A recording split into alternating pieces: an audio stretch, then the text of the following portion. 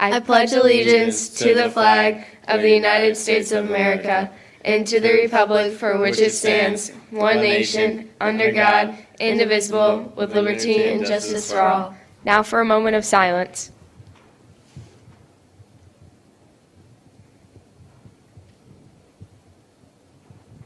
Now back to LVH 1. Good morning, Lancers! Unless you are interested in watching this later in the day, then good afternoon or good evening.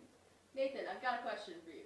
What sounds like a lot of fun is going to have all your friends, happens on the 7th, and is only a few dollars to attend? My birthday party? Definitely not. Trivia night is back. Come on out on the 7th, have a group of up to 10, and the group rate is $30.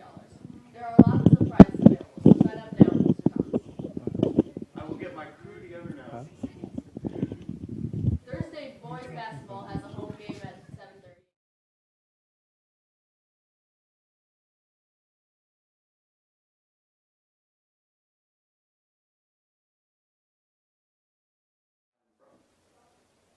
Go find Ethan Sandoval, Caitlin Nicole Beam during the day. Look for some DECA members during lunch, or even keep an eye out at the concessions in the morning.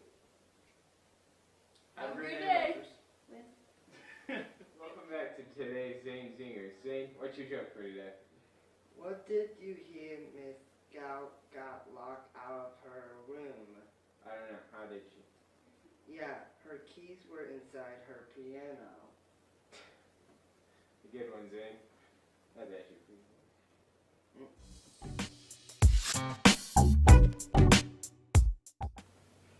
Could you tell us a little about your Denny style sweatshirts and how you came up with it and when?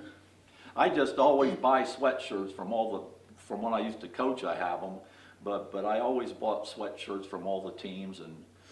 And one thing I like that Mr. McCann allows, pay $20 a semester and you can wear blue jeans. So that's why I love that. When I sub, I'm going to wear blue jeans too. But sweatshirts and flannel shirts, easy. When you get ready in the morning, I just have a pile of sweatshirts. I grab the top one, and I'm ready. There are some rumors that you have always worn a collared shirt and a tie in a universe far, far away. Do you have any proof of that? I used to dress like Mr. Pleninger. And I have 5 hangers full of ties in my room. I told Mr. Pleninger, some of them are old, but the ties, they just go through cycles. Some of my early ties were the thin ones like they're wearing now, and they widen out so you can keep buying ties. I'm going to bring them all in and put them in the teacher's lounge sometime, and all the male teachers, if they want to go through the ties, they can have them. But yeah, I used to dress up, but I'm not going to anymore. Could you tell us something that you consider to be some of your proudest moments? Probably the birth of my 2 daughters. And some of the teams I've coached over the years, like I mentioned earlier.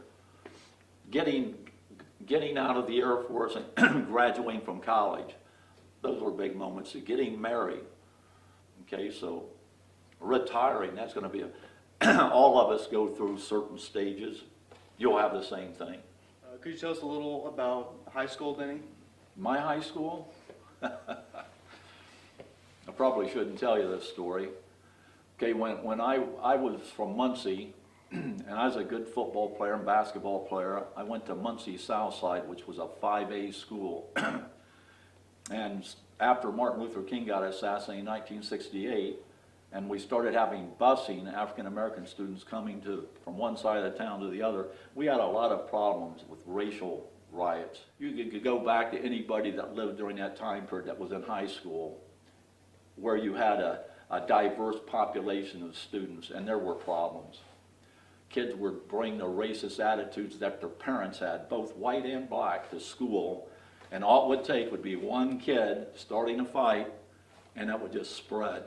So I was going to join the Marine Corps, and one morning I woke up and my mom was beating me with that broomstick, said, "You're not going to go in the Marine Corps." So I went to live with my aunt and uncle in Wabash, Indiana, and he was a coach and a teacher, and he had a big impact on me. Well, anyway, I get out of Wabash High School. I don't have money to go to college, so I go in the Air Force. And when I get out of the Air Force, I come back to Muncie to go to Ball State to become a teacher.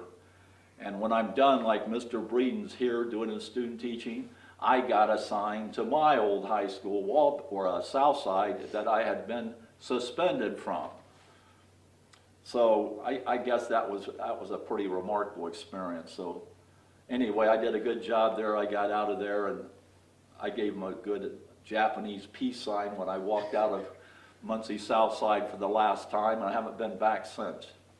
But ironically, you've had me in government now, and all the kids that have it, okay, I'm a big civil rights instructor.